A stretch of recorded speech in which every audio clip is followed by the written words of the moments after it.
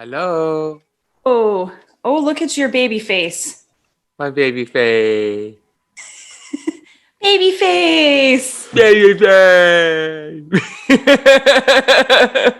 I know. I went in. It was Sid was cooking last night, and I said, "Hey, I'm going. I'm just gonna." He's like, "Love, dinner's ready." It's like, I know. I'm shaving my face. He's like, "What?" And I came out, and then he was like, "Oh, you shaved your face." Yeah, that's what I said. I was shaving my face. That's what I just said, bitch. Yeah, exactly. Right. Oh, I love it. Love it. Love it. Love it. Snap, snap, snap, snap. Bitch. Pat, patty whack, patty pat. Oh gosh. God, we just talk about such bullshit. Yes, me too. That's what I love, though. But how perfect, because we have Nick Peters Bond coming back for part two today, and basically that's what we do. We shoot the shit with him, and that's what's so great. It's so Absolutely. chill. Absolutely. I know, because I was thinking, I'm like, we kind of, now that we know, I mean, maybe I'm presumptuous here. I'll just say we're friends with him. We know him better. Yeah. I'm like, what do we need to talk about today? We'll just really just shoot the shit about whatever topics. Like, what kind of topics Yes. to talk about?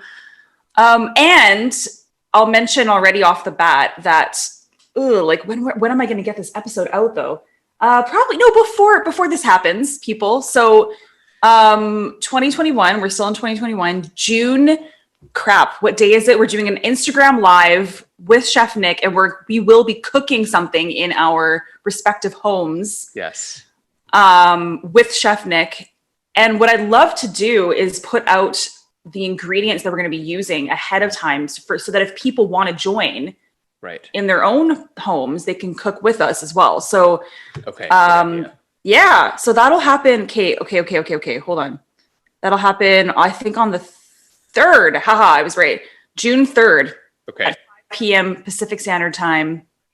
8 p.m. Eastern Standard Time. Exactly. And then Mountain Time, just figure it out for yourself. Yeah, it's 5 p.m. PST. So yes, there you go. Yeah, so that'll be really fun because Hero and I'm speaking for the both of us because I know you. We're not great cooks or chefs. No. We're the kind of people that you would see on that show Nailed It on Netflix, and we would be like, okay, hopefully this will turn out okay. I think, okay, I'm just going to put it out there. I think I'd be a bit better than some of those people on Nailed It. I know that's like... Very logical. You're very logical, but also very frenetic. So the two combined is hilarious. Yeah, that's true. Like, I would want to be way too perfectionist, and there's just not enough time. Yeah. So I'd probably just freak out in that sense. Yes, and I would look at you and be like, Rachel, we don't have time for this. We don't have motherfucker. Oh shit, the oven's burning. Oh my god, my fondant. See, okay, yeah, when it comes to actually baking the stuff, I just say the ingredients. It is just stuff. I think that I would either burn things, I overcook my meat, I overcook things, probably would do the same thing with baking. But when it comes to the creative side and like, making little faces and stuff like that, yeah. I think I'd be okay at that. Well, you know what's funny is that I was, my friend Leah came over last week and she was hungry. So I said, hey, I just went to Costco, bought some Beyond Meat burgers. So let me, fry a couple of them up and we can have them in a sandwich or with bread. So I put them on this like flat kind of like crepe pan kind of idea that Sid brought over that he uses all the time. And of course, I'm cooking them and I set my fire alarm off. Like, how fucking simple is it to grill two things that are already made that are frozen that take 10 minutes, like 5 minutes aside, with a little bit of oil on a pan and your oven vent is going off to keep the smoke coming in. Nope, the smoke alarm goes off. And I said, Leah, I hope you appreciate, I haven't cooked like this in such a long time. She's like, Hero, you're not fucking cooking, you're reheating. That is true. To be fair, though, I'm going to be on your side here for a sec. Well, first of all, did you burn the food itself? Not really. It was crispy. It was overcooked. It's fucking peas. Like, You can still overcook vegetables and stuff like that for sure. I realize that, but you know. Anyway, I was going to be on your side because I was going to say we have a very sensitive alarm in our place. Yeah. We're cooking anything in the oven, and specifically something that like meat or something that's going to smoke. We have to take the fire or the smoke alarm, excuse me, and take the battery out and make sure it's active. Yeah. Every time. So because it is that sensitive. So yeah, for sure. I don't know. But if you know what? Yeah. it doesn't make it go off, then well, no, Sid has in the beginning when he was learning how the kitchen functioned and knowing the smoke alarm sensitivity and stuff, a couple times it went off, but very rarely, and now never. But it's great though, because our oven in our place is such a tiny oven, like an apartment size oven, so it can barely fit a large, like, I guess, like casserole tray size thing in there. It could just fit like flat baking sheets, and also it can't even fit a full size turkey. Like that's how tiny it is. Yeah, that's how tiny it is. And so I remember we were got a itch in my ear.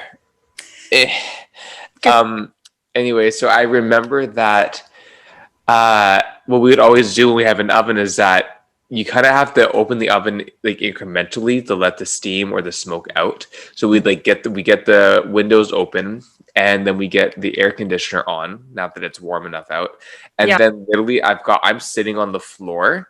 Yeah. And I've got an oven mitt on, pulling it on, and Sid's got like a freaking chopping board, like another oven mitt. He's like going like this.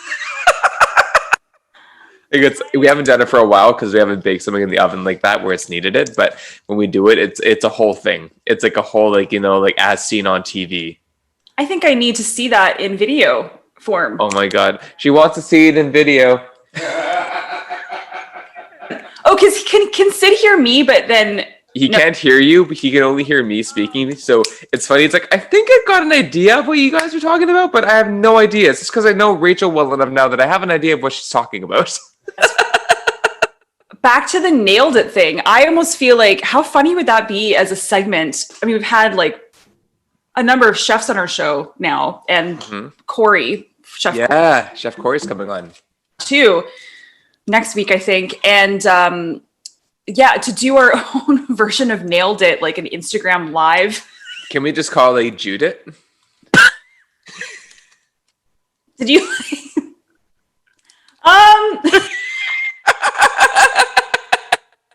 Your face is priceless. You're like, I don't think that works. How about like Nailed It Kosher Edition? Okay, I like that. That because it's kind of like, it's when you said it just reminds me of like someone saying they Jewed me. No, I know. Of course, that's where I was going. Oh, of course. Or like Nailed It Jewcy Edition. Better. That's much better. Or Juiced It. Juiced It is better. JEWCED. We can finally use my idea of juice in actually our branding. I got it. Okay, just checking because sometimes my ideas are really horrible. Speaking of branding, we do have a new logo that's coming down the pipeline very soon, very, very soon. So yeah, were you going like snapping, or were you like, yes? I was like, yes. Squeezing it. Yeah. This is foreshadowing. Yes. If you're like, what are you talking about? But this is foreshadowing. You have to look at and you know, some of us might like fisting, so it's perfect. I really think we need bloopers for our show where and basically I don't say a word. I'm just with my facial expressions the whole time.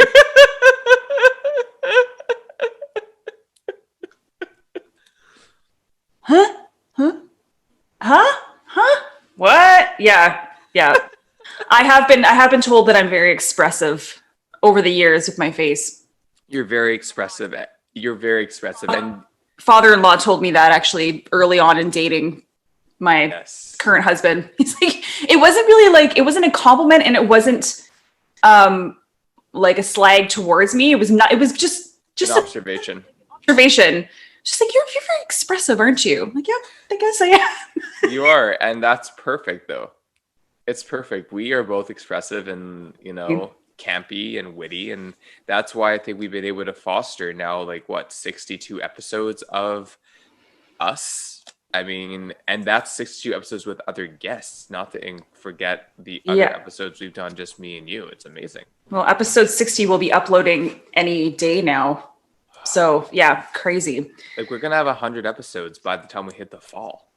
Look at my shirt. Okay, wow, how ADD am I right now? It's got dye on it, dice. Dice, I love it. Oh my God. I've had it for quite a long time. I forgot about it. I'm wearing gray on gray. So cool, right?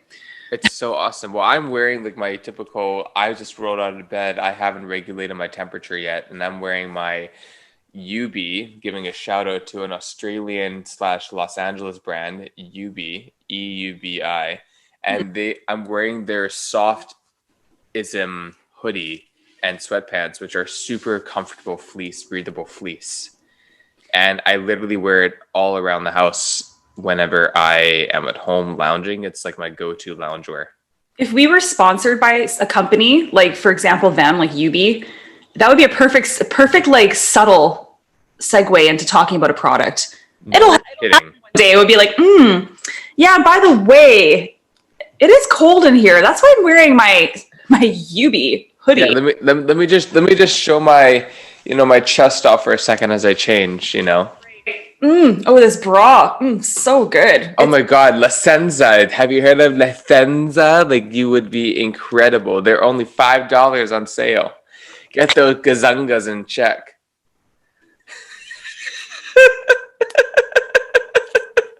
Really talk like that. I know. This is kind of just because, wow, we were so off topic this morning It's great. Wait for Nick to pop on here. But I remember being in Vegas, and I remember going into the Victoria's Secret in Vegas, and how, like, shocked is not the right word, just more like surprise, like, whoa, okay, they have a lot of different sizes here, but also what they had I'd never seen before. Like, I don't think it's mostly in the States, but only in Vegas did they have like the double, triple, quadruple padded bra. Like, really padded. Really? Really? Yeah. Hi, Nick. I was like, we're talking about super duper padded bras from I love that. From Victoria's Secret. Perfect. I know. I was just right up my alley. Which one? Yeah. I was just saying how I remember being in Vegas, and how did we even start talking about bras? I don't know, but brand endorsements. Yeah, brand endorsements. And I'm like, how subtle it could be. Like, oh, my boobs feel so good this morning, blah, blah, blah, blah, blah. And then I remember being in Vegas a number of years ago, going to Victoria's Secret, and I'm like, wow, this is very different than the Canadian version. Mm-hmm. Because maybe only in Vegas did they have like the double, triple, quadruple padded, the most padded bras I have ever seen in my life, so that literally your tits would be like. They have that. I think they have that everywhere in the States. I think they always market it to like super extra push. I mean, I don't think it's as popular anymore. Yeah. But for a while, yeah, that's all they were like advertising was like this crazy amount of push-up. It's like, okay, it's a little much, but whatever you want to do. It's like, we'll save you doing the physical labor of push-ups. Just wear our bras instead. Yeah, exactly. Want flotation devices and helium? Great. Enjoy our memory foam IPEX bras, whatever the fuck they call it. Oh, it sounded real. That sounded legit. Yeah, right. Exactly. Thank you. Yeah, should be like a salesperson or something. Oh God! Oh, hello. I think Nick missed that. That's so funny. Oh, he's head in the corner. There's my husband, and he's only wearing his underwear, and he just walked past it. Damn it! And he's wearing orange. I love that. Mm-hmm. A little pop of color, Exactly, and 2 approvals from 2 gay men. You can't go wrong with that. Mm-hmm. That's so funny. I love it because he's not on social media. He's never had Facebook. He's never had Instagram in his life. And Wow. like, if you look at my social media, you'll never see his face. Mm-hmm. I don't have. He doesn't like posting, like, he doesn't like that really, like being out there. Not at all. And so that was pretty funny. Anyway. He's getting more comfortable. He's embracing his sexuality. Mm-hmm. Mm-hmm. Oh my God, this is not, podcast is not about my husband. I was going to say he loves to be naked. He's used to, okay. Stories for another time. Now I'm getting all like sweaty. Okay. She's getting all hot and bothered. She saw the orange underwear. Yeah, she's having a hot flash. I'm not that age yet. So anyways, Nick, how are you? Good. How are you? How are you guys doing? We're doing just fine, just shooting the shit, and just happy to have you on for a second chat. And we were kind of talking about, what the fuck are we going to talk to Nick about? We're kind of like, kind of like best friends, but not really, because we haven't actually physically touched each other yet. But like we're close enough, and we were kind of talking. So, but me and Rachel were just kind of joking around about how we're going to do a cooking demo with you and how hilarious it'll be, because me and Rachel really don't cook. Like, I tried cooking 2 Frozen Beyond meat patties, and I basically set my smoke alarm off because they were like crispy. And I'm like, I said to my friend, I haven't cooked like this in a while. She says, Hero, you're not fucking cooking, you're reheating. Like, well, it's better than craft dinner. Does your significant other, he's a chef, right? Yeah, well, he's a chef for sure. He is. Yeah. He's definitely a chef in the relationship. I mean, like, he makes some real good shit, man. Like, even you would love it. I love that. Does your husband cook, Rachel? Yeah, he cooks better than me, but okay. She's like, that's not saying much. Apparently, the way you said it, it didn't seem like that was. No, I think I was questioning it because I'm like, neither of us really. I mean, I guess you don't have to cook like elaborate things to cook or to be a chef. I don't cook that way every day. Okay. Like in my day-to-day life, I'm not making like gourmet meals. I don't know. He can. And then he always asks me, he's like, so honey, did you put the flavor in it this time? Like salt, pepper. Yeah, the flavor. Orange juice. Like, so suck it just like, because you know what, growing up for some reason, and actually, this is a good question for you, Nick, about growing up and like what, I don't think we talked about this, what your family cooked or what you were used to growing up. Yeah, we did talk about that. Yeah. But growing up for myself, it was just like, my parents didn't really cook much, and it was all very plain. Like, it wasn't like unhealthy. We never got any fruit roll-ups or like that kind of shit. Like, yes. Yep. Allowed to have that stuff. But my lunches at school was like Campbell's tomato soup in a thermos, and then some crackers and an apple. That was I mean, it's fine, but like boring. It's kind of boring. Yeah. Boring. It's very fruity. For some reason, for the longest time, I had tomato and cheese sandwiches, and then I freaking hated them forever. Now you hate them. So, with that being said, what, like, growing up, was there anything inspiring? I was a chubby, well, I mean, I still am chubby, but I was a chubby child, and I really like to eat. So my mom was a great cook, and my dad is a good cook now. He was kind of just like basic when he would, like, growing up, his family made like steak and potatoes. Like, that was it. It was very like American type food, where my mom always made like eggplant parm and chicken parm and pasta. And it turns out I'm not even really Italian, which I thought that I was like this like Mediterranean god when I was younger, thinking I was so ethnic. Like, I thought, because I did the ancestry DNA thing, and I thought I was going to be like Armenian and Italian because that's what my mom thought she was. Yeah. And it turns out I'm like 60-something% Irish. So who knows? It's very strange. Oh my God. Wow. But I ate a lot growing up, but I never was allowed. I didn't eat bad food. It was just like the quantity I ate was just far too much. The portion size, that's always been my problem. So I ate really well growing up, but I never got to have like the fun, like junk food, like you said, like fruit roll-ups, or because all the other kids got to have that. I never did, but I'm glad I didn't, because I would have been like 3 times the size that I was. Sure, for sure. Whereas for my ass, I had all that shit, and it did not benefit me whatsoever. I used to be so envious. Yes, for sure. Trust me, you're not missing much. I was the kid that ate like 3 or 4 McDonald's a week. Oh. You know, like, I was fat. I was 180 pounds and 5'2", and then I and then because that's actually why I lost the weight. My brother passed from cancer in 2005. So when he passed, I was like, oh shit, this could happen to me anytime. I got to change my life. So then I started eating healthier and healthier and healthier. But had that not happened, I probably would be like 400 pounds probably by now, even more, 500 pounds. I wouldn't have lost weight. I would have been like right on that kind of TLC trend show, So good for you, for both of you, not being able, and hopefully not kind of rebelling, like, oh my God, I'm going to eat all this shit now that I'm an adult and I can do this, Like, did you have a moment where you're like, oh my God, I can do this now? Like, I'm going to do it now that I have the choice. I thought that I would, but it's so funny. I still had that like guilt in the back of my mind. Like I very rarely eat fast food, but this is like a prime example of like how much my mom, not that she was like, we would get it like once in a while, don't get me wrong, but it was very much not like a normal thing. So even like as an adult, like there was a time when like I was driving by McDonald's. I think I drove by it like 3 times as an adult. And I was like, I physically couldn't go in the drive-thru. I was like scared. It's so weird.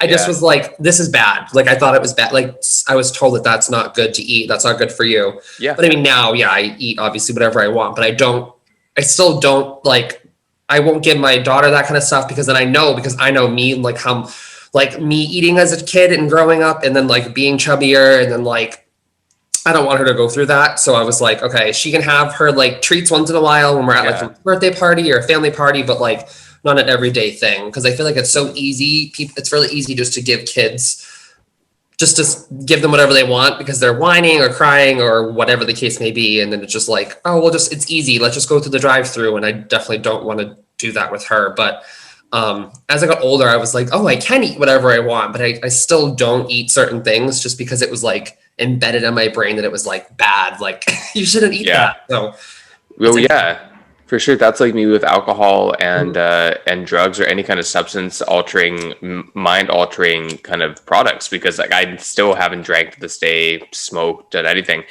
And I think that's the same as you. Ever. I'm completely straight edge. Wow. Good for you. Yeah, thank you. But I think that's partially what you're talking about, is that I was raised in a way where I was told, like, don't do these things because they will equal these results. They will have these outcomes. So for me, I'm like, oh, okay, well, I'm a good boy. I'm not going to do that. And also because of my impulsive personality, what if I did get a hook for something and I couldn't control my consumption? It better be a consumption that is healthier than not. So like, oh, I love going to yoga classes. Okay, I'll become a yoga teacher. I'll go to classes every day, or I like to shop. I'll buy clothing as frequently as I want if I can afford it, but at least I'm not going to affect my substances abuse in my brain. You got to pick and choose your vices, and some people, it's different, right? So, yeah, totally. Yeah. So just along the lines of consumption and eating, because I always think about asking chefs about this, but I just haven't really asked, I don't think. But when you're cooking, like I can only imagine how difficult maybe I'm wrong, but how difficult it would be because you're tasting everything as you go along, right? Yep. How hard is it to keep a healthy diet because you're always having to taste what you're cooking? And I mean, I guess it depends on obviously where you're cooking. Maybe you're cooking in like a vegetarian or vegan or like and I'm not saying that that's the only healthy option, people. I don't know why I said that. I'm not a vegan. And but I know what you mean. Yeah, it's like a stereotypical, like if someone says vegan, I think healthy, but there are so many things you can eat that are unhealthy if you really wanted to as a vegan. Yeah. So I think when I was working in restaurants, it was like people are always like, oh, restaurant food is so good. And I'm like, yeah, because the amount of butter and salt and like it made the food great. And that's what, like, it was even in fine dining restaurants that I worked in, it was the same way. It's like very butter heavy and like tons of salt and all things that I like. And I think I never really worked in a place that was like unhealthy food per se, but I think my issue has always been portion control and controlling myself around things. Because going back to what you said, Hero, is that like, I didn't drink or do anything until I was 18 years old. Like I was like a good child. I was like, my sister was like the star. And then it was like me. And then it was like my brother, like tear down from there. He was like the really troublemaker. I was like, okay. And then when I was 18, I started drinking. And that's like instantly when I started drinking like to excess. I noticed that like I overdo things. Like that's kind of like how my personality type is. Like I tend to be like fixated on it. So yes, same. Thank God I don't drink anymore because it's not good. But with food, it was the same thing. It was like almost like you're self-medicating. And I think food I did that with food too. Especially when I stopped drinking, I found myself eating a lot more like sweets and like eating a lot more food. I don't know if I was like masking that. I don't know, but No, for sure. So how did you get back into a healthy habit? Like, how did you curb that?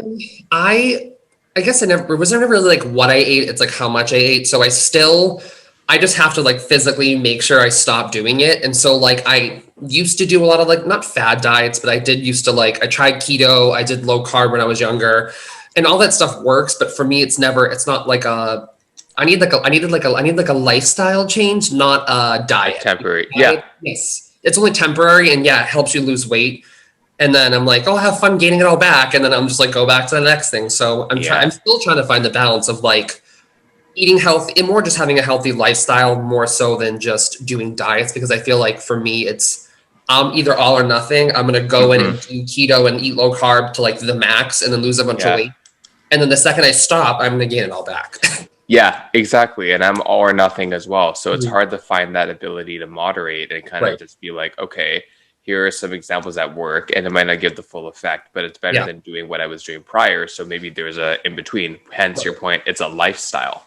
Yes. You know, when people say diets don't work, they don't work because when you're dieting, you're removing something to hopefully help you with something. Right. You can cut stuff out. That's not really being in the diet. You're just cutting stuff out, but you're not reducing or changing how much you're eating. You're just changing what you're eating, you know? Exactly. Yeah. It's always temporary with diets. Have you noticed that since the pandemic, because I feel like there's a whole explosion of got to be healthy, like for time to be healthy. Yeah.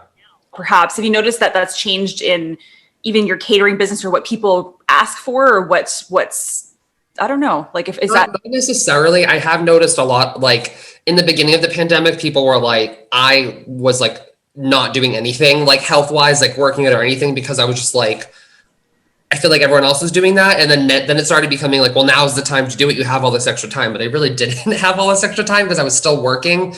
But not necessarily. I think because I'm a caterer and we do a lot of weddings and stuff, it still hasn't really, that shift really hasn't happened yet where like people are changing the way they eat at their weddings. But I have noticed that in general, that in the food industry in general, that's definitely like on the rise, especially now coming out of it. People are almost like, oh, now I got to get back in shape and now we're getting back to real life again and I have to get healthy. And so, yeah, a little bit. Yeah. Well, because correct me, I don't want to spout off like a really inaccurate fact here, but there was a bit of a correlation between people getting COVID and getting really ill and obesity. I don't know. Oh, I didn't know that. Anyway, so I just feel like, excuse me, like with those kinds of scientific findings or those kinds of things, people I think have really maybe shifted their perception. Yes. Perhaps, I don't know. well, and you make a good point though, because I work in clothing retail a little bit still, not as much as I was when we started the podcast, but still once or twice a week, you see people coming in saying, "Hey, I've got the COVID weight," or "I've lost the COVID weight." So we will go up or down and things like that. And so I don't know, when you say that, Rage, even if I don't have any knowledge, I think, well, you're fat, your organs are part of your body. If your immune system is compromised because of your weight, then you might be more susceptible to being sick because your body has to work harder to defend itself. So, I mean, I could see the logic just from that. Yeah. So anyway, I'm going to look this up later. It is interesting because I know a lot of people like they compare it to like the freshman 15 of like starting college but now it's like COVID more than 15 for some people. And so I get it. It's definitely easy to like fall back into when you're not being as active and things are closed. It's so easy to fall back into like bad eating habits and like, oh, we're just relaxing. It's COVID, you know, and then now things are opening back up and everyone's like, oh shit. Like, I gained a bunch of weight. Now I got to lose it or I got to start being active again or whatever the case may be. Yeah, for sure. Like drinking. Like I can only imagine the people that fell off the wagon again. Yes. Drinking. Yes, totally. Then I think I'm only a year and a few months sober. I stopped drinking. It was literally like it was March 1st. And it was just before COVID happened and I didn't know that was going to happen. And then I was like, oh shit. I'm like, now it's like even more pressure. I felt like to like remain sober because that felt like the thing to do, was like, well, let's fuck it. Let everyone just drink and hang out and like whatever. And so that was interesting, but I'm here. We did it. May I ask how come you decided to become sober? Yeah. So there's definitely a history of drinking problems in my family. Yeah. And like I said, I started drinking when I was 18, and then that didn't stop like through until literally like a year and some months ago. And yeah, I noticed that it was like becoming a problem, I would say, in college. Like in college, it was like, oh, it's fun. Nick's the fun one because it's college. Everyone drinks and goes out and parties and whatever. And then it was like, okay, I'm blacking out all the time from drinking every time I drink. And I was on like anxiety medication. And anyone out there who's taking anxiety medication, please do not drink, and make sure if you do, it's like, listen to the doctor in moderation. Like I was going to the excess like every time, and it just exacerbated like all of my, like the symptoms of like being drunk. It like made me a complete mess. And so then I got like kicked off campus my senior year of college, and I could still go to school, but I couldn't live there on the weekends. And it was this whole big thing. And then you would think that would have been it, but no, there's this, yeah, we could get really deep, but there's a lot of, yeah. However deep you want to go.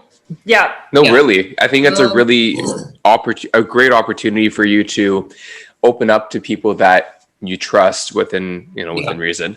And knowing that we get Jewcy, right? So. Right.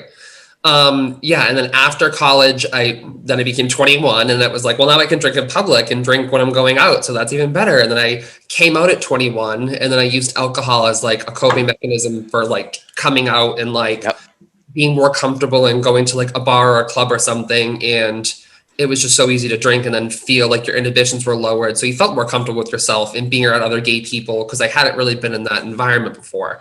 And it just continued from there. It was basically, I never thought I had a problem, obviously, until I got a DUI. And then that was like the biggest thing. And that was kind of like my like wake up call that I was like, okay, which I'm surprised it hadn't happened prior to that, honestly. But yeah.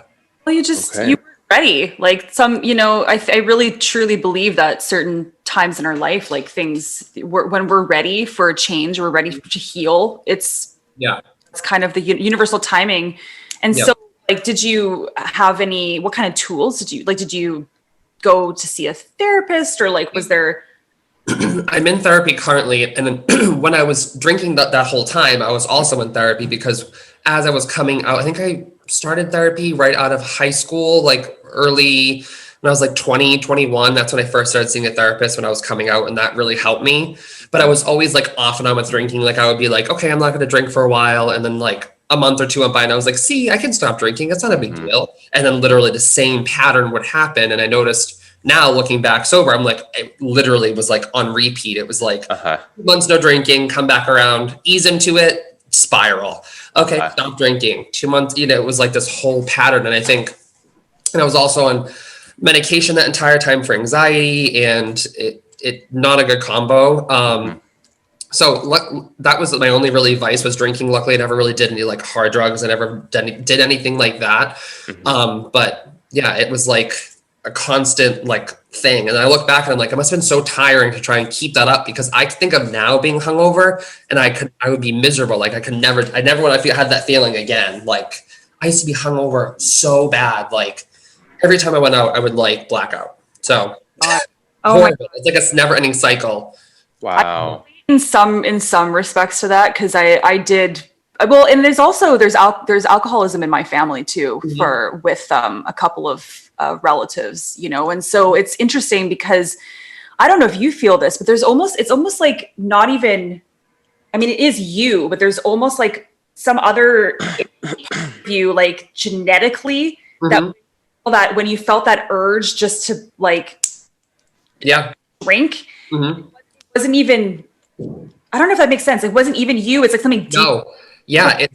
It's like my mom, like when now thinking about it, like I used to be like, when I would stop drinking for a little bit, it was like in my mind where I would be like, it took a while to notice. I'm like, oh, that's like the alcoholic part of my brain trying to come out and be like, because I kept trying to justify drinking. Like, oh, I'll start counting drinks. oh, I'll only drink wine. Oh, I'll only drink beer. Oh, I'll only have 2 drinks tonight. And nothing ever worked. It's because I was just like, I was fooling myself thinking that I could, and I was in the environment of like a restaurant industry. I was bartending. I was being a line cook. I was serving, and like that lifestyle is so toxic to anybody who's sober.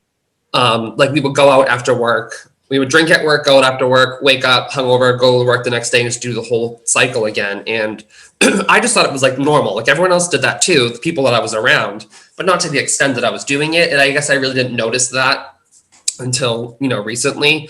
But it's almost like your brain tries to trick you into thinking that it's going to be okay. Like, oh, it'll be okay this time. Like, oh, you'll be fine. You can manage it. You can handle it. And I think when you say you can't handle it ever, yes. And you're like, okay, then I can start to heal and become fully sober and really be like, okay, analyze like going forward. And I'm in therapy, and therapy I always recommend to everyone. Like all my friends are in therapy now. It's always like, you should try therapy. It's great.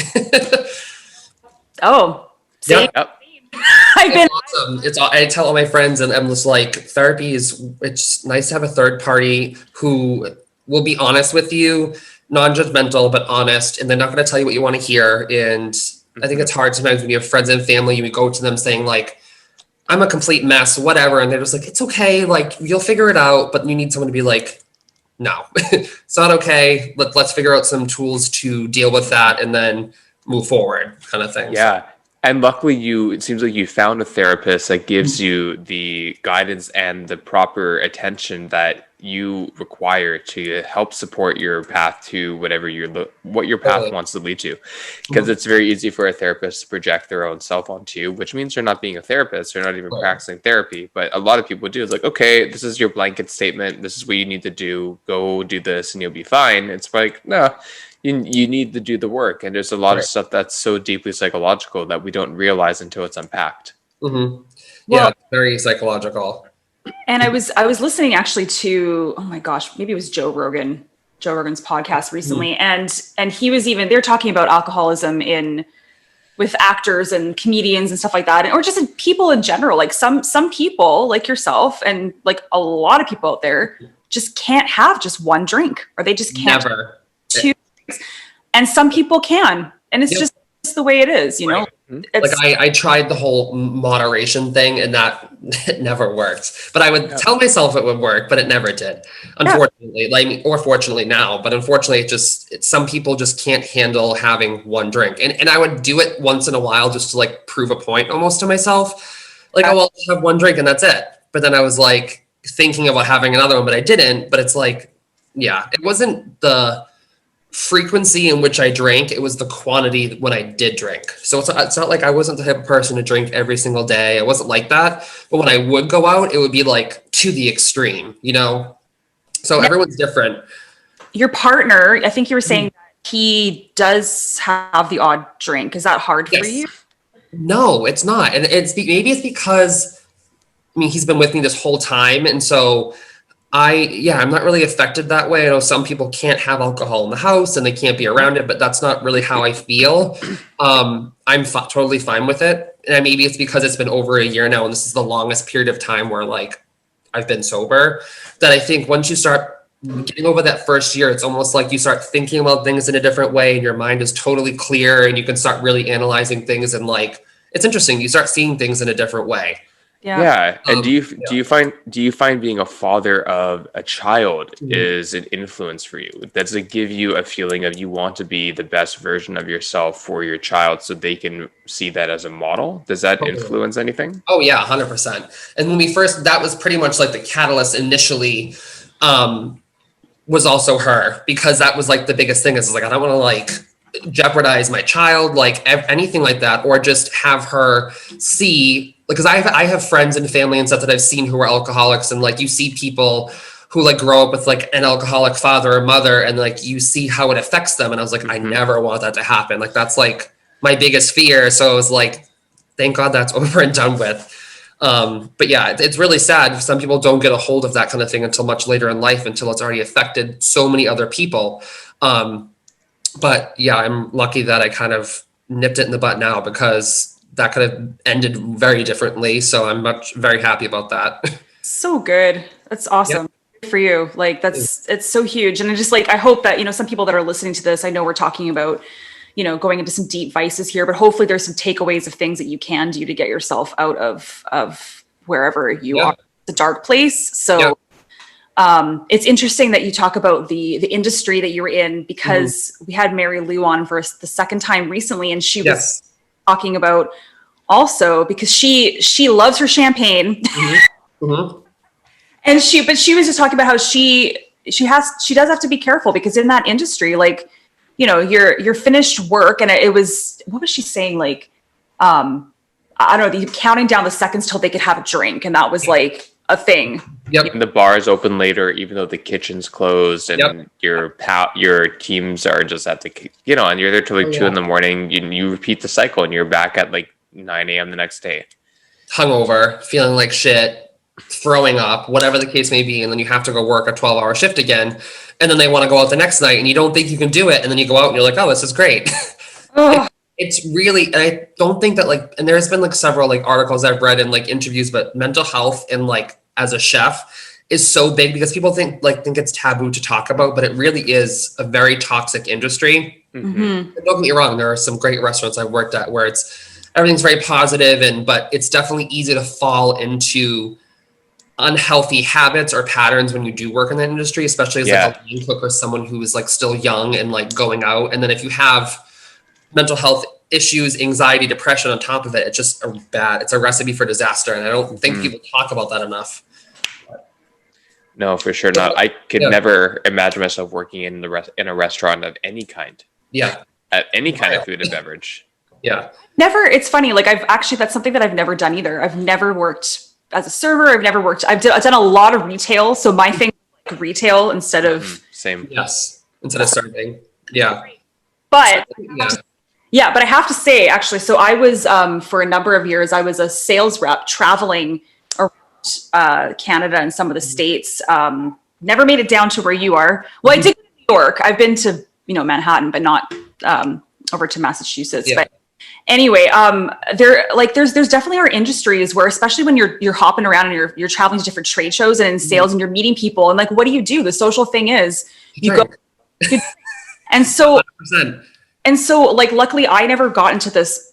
I mean, yes, I'd have some drinks, and there were some instances where, now I'm thinking of, I'm totally eating my words now, but no, but basically what I'm trying to say, I guess, is that, there are a lot of industries that's kind of like the culture of it. And it's almost like, if you don't, then are you still going to be as successful, or are you more popular or make enough sales in your case? And you probably were like, I want to schmooze and wine and dine these people and make a sale. And then you don't want to look like a lame ass. And you're like, oh, like, I didn't want to be a line cook or the salesperson, be like, I'm going to go back to my hotel room. Good night. And they're like, okay. You're a loser. We're not going to buy anything from her. Like, it's so silly to think about now, but like, I'm sure in the moment you were like, I want to go out and like make sure like I impress these people and like put on a good front and like represent my company. And then, And at the time it was easier because I was in my 20s and like, and I did have like, it was fun. I'm not going to lie. Like Of course. Yeah. But that's not sustainable at all. And it's not a reason to like, I mean, you almost just start feeling bad about yourself because it is a popularity contest. Totally. I don't know how, like, and so how do you think that people can get around that in your industry? I mean, probably just from talking about mental health more, which I know we're starting to do. Yeah. I think it's definitely something that just needs to be talked about and people need to be more open about, because I feel like I didn't really see any hardcore drugs, maybe like cocaine when I was younger. I've seen out at like parties with like other chefs and like their friends and stuff, but I never saw any like hardcore drugs. But I have heard stories of people falling into those sort of patterns, because you do want to like I can't imagine myself as like a line cook or a sous chef when I was going out all the time being like, I'm going to go home. And then this is that. I wanted the staff to like me, and you want to be popular and you want to be in that culture. And like, but some people just can't hang. And I just was one of them. I couldn't hang and I couldn't keep up that lifestyle. And unfortunately, a lot of the times people that you surround yourself with that are doing the same things you are, unfortunately end up having addictions as well, or mental health or other problems. And so I definitely think you are the company you keep. And so when you're going out with like the same people and doing the same things, it's like, okay, maybe let's take a look around and see, there's an issue with me, but also surround yourself with good people who really want the best for you, and they'll be there for you. And then the ones that are just want to party, they'll keep doing their thing. And you have to you'll get people who are listening, like you'll get there in your career with what you want to do. Just keep on track and don't get distracted by like the glitz and the glamour of like going out and fine dining and getting drunk all the time. It's definitely not worth it. If anything, it probably hindered me from doing and making better decisions that I could have done to further my career earlier on. But yeah, but the fact that now you have your own business, you are in an industry that you thrive in a format that works for you. The decisions you might have made back then might have been great, but they still probably would have led you to where you are today, to be a parent, to be self-employed, to have your own business, to have other people do things for you that you don't have the ability to do now because you're a parent, and that's your primary focus, is to provide a lifestyle for your family. Yeah, totally. And social media doesn't help with, it's like all of social media is like, I hate using acronyms, but it is FOMO. Like it's totally a fear of missing. 100%. So, I mean, like, hey, like what if you don't go to that party, you decide not to, and then you're seeing it all. Like you missed out on something, but in reality, you really didn't. But you still feel like that. You can't help but feel like you're missing out on an opportunity or meeting somebody or having that fun that you could have had, but sometimes it's not worth it. I'm trying to think if I ever just went out and pretended I was drinking, but I wasn't drinking. I think I was younger. Yep. Before I even started drinking, I did that when I was way younger. Like I was never like like a popular kid. And so I knew like all the other kids were going out and drinking at like 15, 16 years old, but I was not like that. I was like a mama's boy, and I was like, never did any wrong. And I remember a party I went to that I did do that. I was like basically like pretended that I was drunk to fit in. Yep. And I got attention from it. I was like, oh, okay. Oh my gosh. Yeah. I was the 15-year-old that did drink. I remember like the first time I got drunk was 15 or so. And then, but like, It's pretty common, I think. Yeah. It is. There were lots of kids in my high school that would drank, in 9th or 10th grade, and whatever they did, even if it was like coolers, like they drank a lot. They did hookah. They did whatever they could to get something. Weed. Yeah. Hookah was really popular. That's funny that you say that. It was for a while. And a lot of kids in high school were doing hookah, and it's just like, is it nicotine? Like, I don't even know what it even is. There's something to do with nicotine, or something that gives you the hit of something that your body doesn't want to have, but you feel it needs to have it. Very strange. It's like, it's flavored tobacco. Cause I remember. Yes, I think so.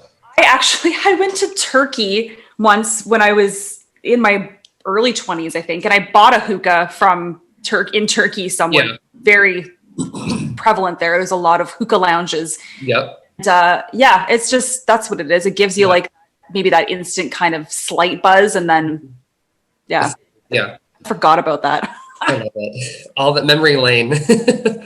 Yeah, right. Absolutely. I also want to make sure people know it's not to say that you can't, like, I don't want to like be projecting, because it's not to say that you can't, like, trust me, in an ideal world, if I could drink wasn't an alcoholic and I can go out and have a few drinks, trust me, all the power to you. I think people that have kind of control, I commend them, because it is a fun thing and people are responsible with it and can have fun. So I don't want people to think that I'm like, you shouldn't drink, because by all means, you have to do what's best for you and what you have the control. I'm the one who doesn't. So fair enough. I'm surprised actually with like some of my family history, not my direct parents, but just some of their siblings and stuff like that.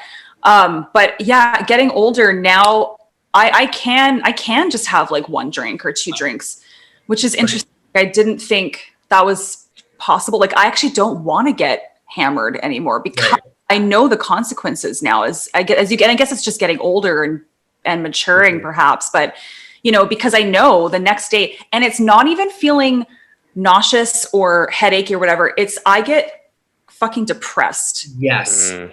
That's huge. Yes. The next day you feel guilty. Even if nothing wrong happened, you still feel depressed. You feel guilty. You feel down.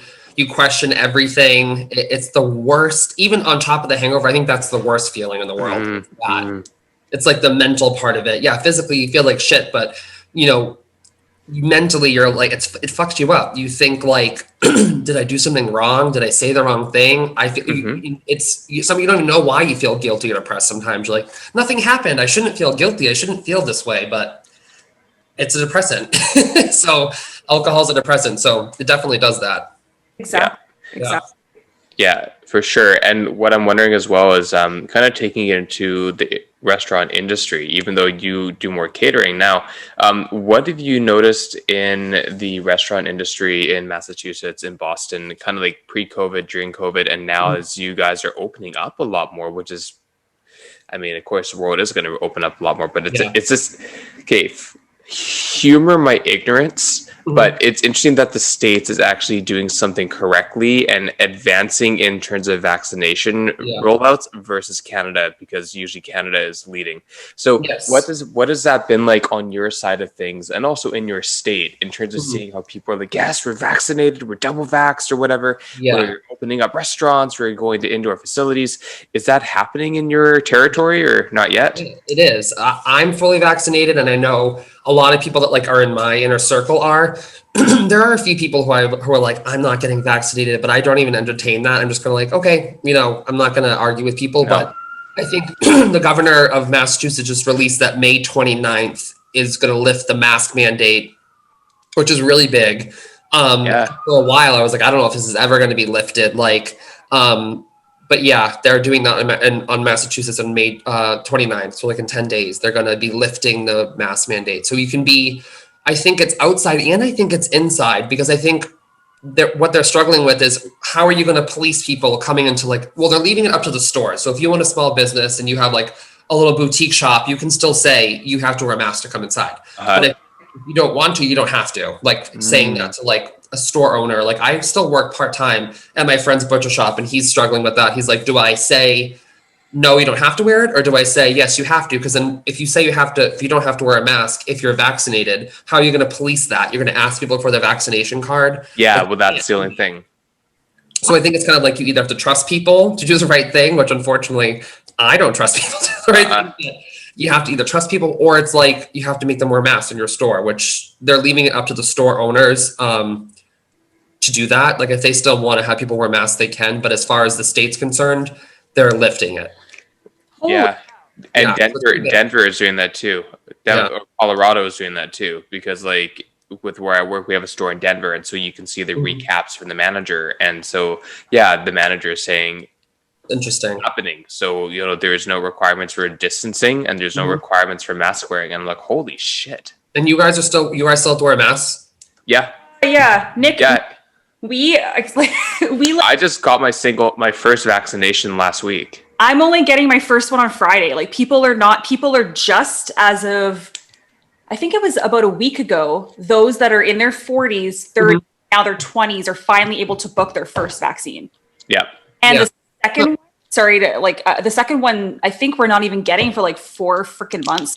For our age category. Second shot? Our second shot is not going to be until September or late August or September. What is the shot? Like, what's it called? Like, what's this? Oh, the Pfizer. Okay. Yeah. Same as you. Yeah. Yeah. They made, when I got mine, the first one, they made it a point to schedule mine 3 weeks after the first one. We had to get the second one. Which is so great. But that's nice that they actually scheduled you, right? They did it automatically. They're like, you have to come back on this. So like literally it was like April 30th I had to go that day. So I had to pick a time that day to go. Which is weird because usually the states are always so far behind or whatever, you know, a mess. Yeah. So it's interesting. Yeah. The supply of vaccines. And that's why all of a sudden it's like, oh, okay, Canada's finally getting a decent supply of vaccines. So then all of a sudden, everyone was able to book their first appointment. So, and I think the 4 months is just because they wanted to make sure that at least everyone was able to get, if they wanted to get their first dose. Okay. So So with that being said, like when you say that people are not wearing masks at the end of the month, I'm like, It's going to be so much longer for Canada. Yeah. I was shocked because Massachusetts is very liberal and it's I hate to say smarter than other states, as I don't want to say that, but it's just a lot for me. It's a lot more like my vibe. Massachusetts is so. Yeah. Some states like New Hampshire, which is so close to Massachusetts, hasn't had really as strict mask mandates for the past like 6 months. It's up to each state to decide on the restrictions, and so the CDC released like a blanket statement, and then states can then decide how they want to interpret that. So if you're like outside, like I remember when New Hampshire was like restaurants, you couldn't even go inside a restaurant at that point without a mask on, and now they're allowing people in. They were always before, but I wasn't in a rush because I wanted to like, I'd rather be safe than sorry. So I was kind of like, people were like, states like New Hampshire and Texas and Florida are kind of wild. They're like the 3 states that I'm like scared of. They're like, no masks, like they're a free state, do whatever you want. So that's, yeah. So it's by state.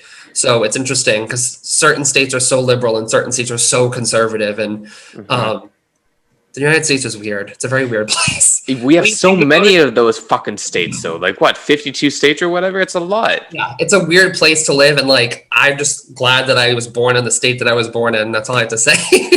Yeah, because they can be in Canada. What? It's like, okay, I'm going to be so funny. Like 10 provinces and 3 territories. That's it. Yeah. Yeah.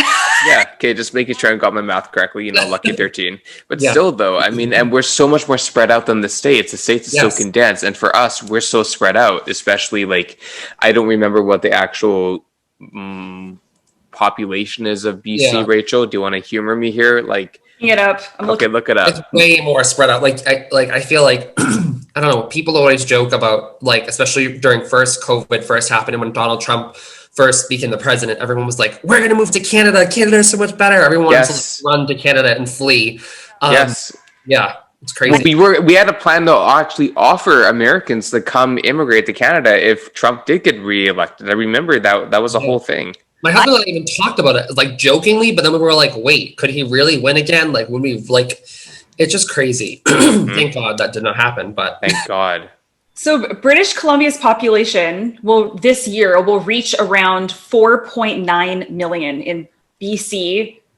But like, you got to put that into perspective as to how big is BC? Like, what's the kilometers of the and then I'm curious about Canada's population. Canada's population is 38 million. So think about like, okay, that's 38 million. Let's say New York population. I was going to say, what is like, I'm looking at Massachusetts right now, and as of in 2019, it was 6.893 million, and that's just in the tiny state of Massachusetts. There you go. That puts it into perspective. I think we're like one of the smaller states. I think, what is the smallest state? Rhode Island, maybe? Idaho? Oh man. Well, and New York State must be like 2 million more than us at least. It's got to be. No, the state of New York is 20 million. That's insane. What? That's wild. Holy shit. No wonder you have such high spikes and people are like, oh, places like New York and COVID. I'm like, yeah, because literally everyone's on top of each other and like literally living on top of each other. So it's crazy. 20 million. So, okay, sorry, 20 million. Okay, so put this into perspective. Canada, 38 million in all of Canada. New York State, 20 million in New York. Wow. I actually really never even looked that up or thought about that. And that is so wild to me. And that just shows how much more like, I feel like you guys must have much more like conservation land and like land that's protected and like wildlife and like nice things. Well, we have a lot of green, a lot of nature, especially in the more eastern Canadian territories, and even in the prairies, which is anything east of where me and Rachel are, which is like BC. Yeah, like, I don't know what they clarify. I think Pacific Northwest is like the Yukon Territory and British Columbia. The prairies I associate as Alberta, Saskatchewan, Manitoba. And then I don't know what to call Toronto, just Toronto, like Eastern Canada. And then you go into the Maritimes, which is like Prince Edward Island, New Brunswick. And am I missing something? Was it Nova Scotia? Thank you. I only know that because that's like probably the closest one that I would ever visit. That's like the closest thing to me, I think, would be around there. Yeah, that's where my dad grew up. So there you go. There you go. Yeah, we do. We do have a lot of protected forests and things like that, and areas. So, like, actually, even said to Adriano the other day, we were down at the lake, and I was like, God, this would be such a beautiful, like, why can't we just set up our tent right here on the beach at the lake? Because you can't do that anywhere. It's everything protected. So it's just the opposite here. It's just a free for all. Everyone's tearing down forests and building. It's like every other day I literally see, even like my hometown, like I grew up in a town called Stoneham, Massachusetts. And even that, it's like when like a business goes out of sale and someone buys it instantly, it's like, I feel like it's knocked down and made into condos, like everywhere that's happening. And it sucks, but. Well, okay, that happens here too, for sure. I guess there are a lot more protective areas. Actually, and I asked Hero a question on social or Instagram yesterday. Oh yeah, sorry, I didn't respond to it. Answer my question. My question was, I was actually working, surprisingly. for a little hike around here, and I was thinking about like maybe the dangerous or wild animals you might be terrified of running into where we live. And so it used to be like a bear if I was going to hike up where I used to live in. Totally. Yeah. And so now though it's rattlesnakes. So we have, like in some of our local, like there's totally rattlesnakes around here. It's much drier up here, but just thinking about, the animals that could be dangerous that you run into. And then I was thinking about my friend who is from Brazil, and of course the rainforest, like they have some really fucking. Oh yeah. So she said when she came to Canada, she's like, "Oh, but all your animals are like Disney characters." Like, oh my god! When you think about it, it's actually really funny, yeah. Or they're like mascots for some team or something, or I don't know. Well, it's true though, and so like in terms of what was your question? Like, what animal would I feel like I need to avoid? If you be hiking or like do that kind of stuff. I feel like. Go ahead, Nick. So for my area, so I live in New England. So our area, there is bears, but that's like more like Maine, like northern parts of Maine. But there's tons of, do you guys have coyotes? Yeah, we have lots of coyotes. Coyotes is like a big thing around here recently. I don't know why it's coyotes. And we do have some wolves, but it's not like, because we're so densely populated in the States, you have to like really go out in the woods to find that. But a lot of the coyotes and stuff are coming in because their homes are being destroyed. So they're coming in, like you can see them running across the street, like at night. Like my sister had like a camera outside of her house and she saw one run right by her front lawn, and there's all sorts of stuff like that. But nothing like super aggressive, like lives in densely populated areas. I would say coyotes is the biggest thing that like you have to worry about. Yeah, well, Vancouver for sure. Coyotes have always been a thing of being inbound. Like even in my area that I grew up in Kerrisdale, there would be coyotes on the front lawn. Rarely, but still. And you think, I'm walking down the street, coming home from school or coming home from a friend's place. It's a fucking coyote. I have to wait for that coyote to fucking leave because I'm not gonna get in alive. Yeah. Or we have cougars. Like we'll have cougar sightings, and I think really, that's scary. That's pretty big. Yeah. Even like that's the thing though. Like Nick, you're saying like now because a lot of their homes are being destroyed, and all these animals are coming into the city. They're forced to come closer, and then people kill them. And I'm like, it's not their fault that like they're coming into our area. It's like this is their area, and we're based. That's how I think of it. It's like that's their land, and we're tearing it down. I'd be pissed too. Yeah, you can't if put I was them on. Animal, I'd be like, fuck these people. Right, and I gotta say, you can't put them on the menu the next day. So I mean, there's really no gain for anybody. So well, you could. I mean, I'm only saying that because the animal that we see the most around here are deer. We have a lot of deer. Tons. And those are like, during dusk or dawn, you do have to be careful when you're driving because it's dangerous. Yeah. Actually, like even it was about a year ago, I was driving on one of the highways. And again, because they're coming into the cities and the deer, it was like people are going like, okay, I don't know in miles, but they're going like 80, 90 kilometers an hour. Don't know what that is. Maybe 60 miles an hour. Okay. Like a highway. A highway. Yeah. And like 60 to 70 miles an hour usually is what it is. Yeah, exactly. And you dart across the street, like the highway. Yeah. If that hits your car, you could either die or it's dangerous. Yeah. I was so lucky. I was on one lane and I saw the deer flew past the opposite oncoming traffic. Whoa. My car, but like 2 cars ahead.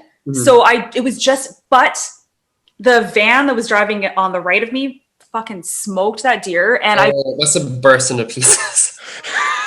That's what you see a lot when you see like stuff all over the highways is like dead. It's because they get hit because they just dart across the street as if it's nothing. I mean, it's sad, but It was the sand so bad. But anyway, I love that we're talking about animals like this. I love animals. I The do other too. one that if people hit, I know like in this area is like if you go to Maine or New Hampshire, like pretty far up is moose.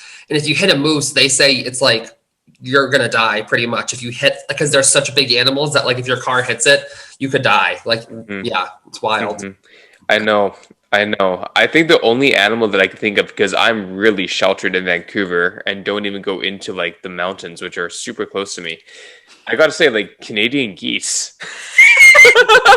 Yeah, They are fucking vicious. They are so vicious, and they might not do anything to humans because right. you respect them.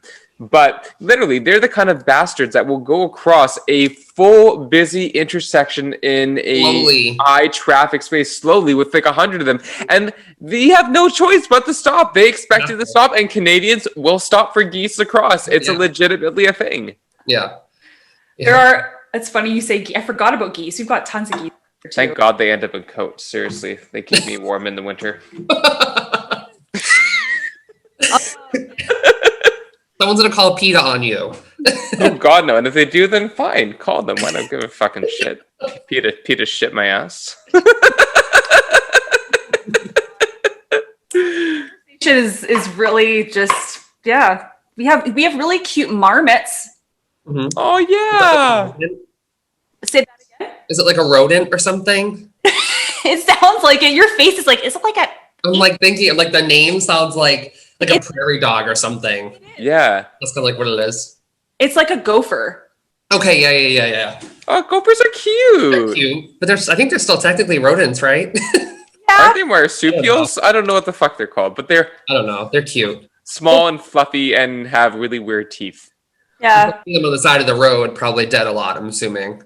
Actually, no, believe it or not. And they pop up all around the little campsite. So I remember my mom was visiting and they were camping near us, and we went to go visit their campsite. It was like every single site had a mascot marmot. Every one of them had a little marmot just like at the freaking hanging out at the every site. Oh my God, that's funny. And you know what? Raccoons are absolutely wild in Vancouver, and they're so socially cultured and, conditioned in. Okay, so like basically 15 minutes from where I live, there is a very famous park called Stanley Park, which most people identify BC as being one of the biggest. I think it's actually the biggest outdoor public national park, aside like bigger than Central Park is what I've been told. And so like when you go into part of the park, there's a lagoon called the Lost Lagoon, and it's a circular walking path that goes up the different trails into the larger parts of the park. And so raccoons are always around there, geese, herons, like tons during of the stuff. day? During the day, and the evening. And so I remember being on, again, this is like early COVID. I went on a first date that didn't go anywhere, but I went on a date with somebody. They got a sandwich and we sat down on a bench. And I swear there were two raccoons, and one came actually close to him, and I was sitting beside him, and their talons are out, and they go around to kind of like try and look in the sandwich. He's like, no, puts the sandwich in the bag and, zips it up. No, the fucking raccoon comes up behind the bench, up and around, literally beside us to dig into his backpack. And so we're like, no, like you can't have this food. Like we said no. We said no. Yeah, like we said no. We said no, back off. You're smart enough to know that. And they're shameless. And then even worse, there was a Eastern European family that maybe was touristing, and they had a stroller with a baby inside. And yes, those raccoons went over to the family like, oh, hi, how are you? And they're like, no. And they literally tried to go into the fucking bassinet and to try and get the baby. That's how squirrels are here. Yeah. Squirrels? No fear. Wow. Yeah. We have a lot of those too. Brown, black, gray, everywhere. Tons of squirrels. I love the animal conversation, by the way. Yeah. I really do. Sometimes it's nice to just talk about something so basic, but the depth. It's interesting. Well, and it's also like me and Rachel were saying, okay, it's part 2 with Nick. What are we going to talk about? I mean, that's kind of raccoons. Right. Right. But I mean, like me and Rachel kind of said, like, okay, Nick is someone that's basically like our best friend. But anyways, we were I love like, when you go, I'm like, yeah, I agree. Yeah. I'm like, yeah. yeah, but we were like, this is when you build a show, you build a platform, you build real relationships with people. And, these are the kind of people that we want to associate with and hang out with in real life when we can. So how do we do that? Like, we have them back. We have real chats, and people really love those real chats. Yeah. And you know what? This is a good segue, actually. And I can't, oh my God, it's 10 o'clock. What's going on? It's a good segue into what we are going to be doing coming up on June 3rd, which is live cooking. So what I was thinking, and I'm hoping I'll get this episode out prior to, because what I'm hoping is that, and we didn't even talk about like, what are we cooking? I have no idea. It can be really, I would prefer it to be like something that almost like anyone can make, probably just simple. Yeah. It would be great. I don't know if you've done this on your platform before, but have you sent out like ingredients and had people cook with you on a live before? I haven't, but I'm totally down for that.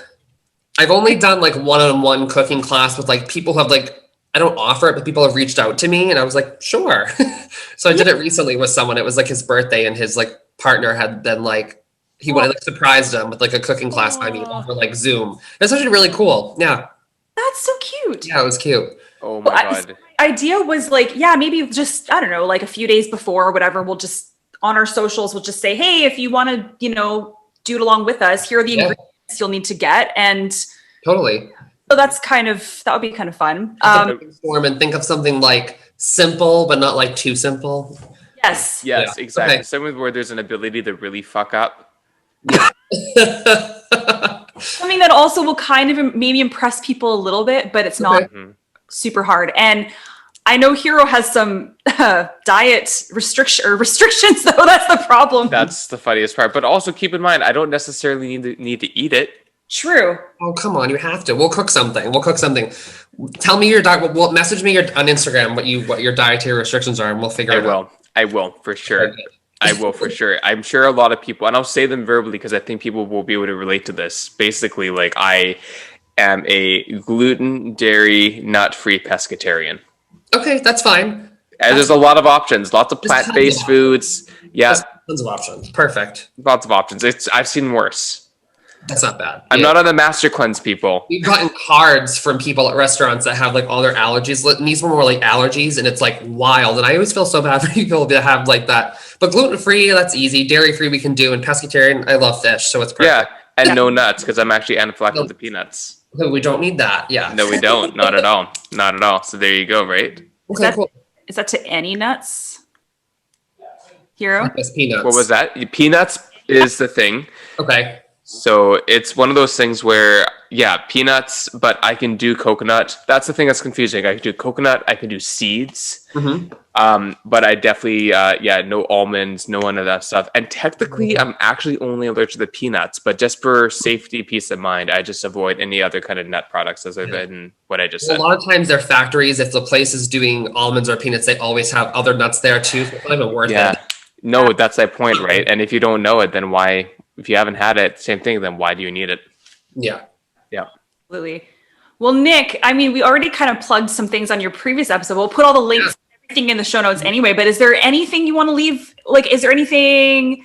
I just filmed Monday with my best friend, so it's going to be a little more humorous than my past Q&A, but people still want to know about Hell's Kitchen, and I keep thinking that I'm like doing overkill, and people still literally flood me with questions daily. Wow. About Hell's Kitchen. Maybe it's because I'm so open about it that people are like, feel comfortable asking me. So I did a part 2 on my channel. I had like a Hell's Kitchen Q&A. And this time my friend interviewed me, and she is a character. So it's going to be very funny, but I'm also going to answer some questions that I didn't get a chance to answer last time. So that video will drop this Thursday. Okay. Which it'll be out by the time this comes out, but still. Watch the video. That's amazing. Awesome. Well, thank you for giving us your time again.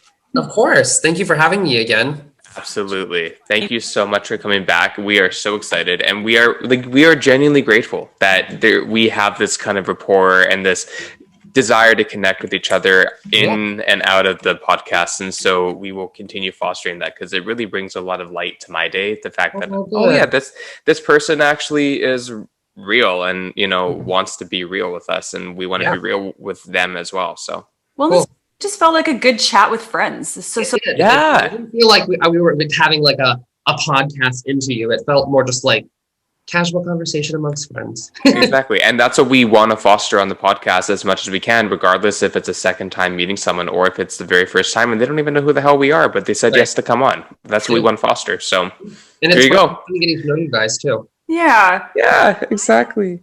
Instead of asking you what kind of juice you'd like to be, because we did that last time. I said grape. Yeah, I panicked. I think I said grape. Yes, you did. I think you did say great. Because I think when I was little, I used to be obsessed with grape juice, and I was like, and I would be the one to like ask for like grape soda. Like I was so weird. Like I don't know, but yeah. I was Orange Crush. Oh, I love that. Yeah, I used to love it. I used to love that too. Okay, yeah, something like that. that's so funny. But Hey, Rachel, what were you going to ask though? this is a really stupid question, but something I just put on one of our Insta stories. Okay, is this juicy or not? Okay. Crocs with socks. Juicy meaning good or bad? I feel like Crocs are kind of having a comeback. I know. Say that. I don't know how I feel about it. I don't wear Crocs with socks. But honestly, I feel like my whole thing is lately I've been thinking, I'm like, I could never pull it off or I could never wear that. I think if you have confidence while you're wearing something, I then instantly think you look cool. Like if some guy walked in here who was like hot as hell and he had Crocs with socks on, I'd be like, listen, you're pulling it off. You know what I mean? I think if you're confident, then I think you can pull off anything, honestly. What about Crocs? Fashion. What about Crocs with frocks with socks? It's too much. With cocks? Crocs with cocks could be a thing. A croc for your cock. Yeah, like your Crocs out, so your cock socks, or your oh fuck, okay, I've got rocks out with your cocks out. That's pretty, and I No. I don't know. I don't know. no, I don't know. That was subconscious. I have no idea what that was. I love that. Yeah.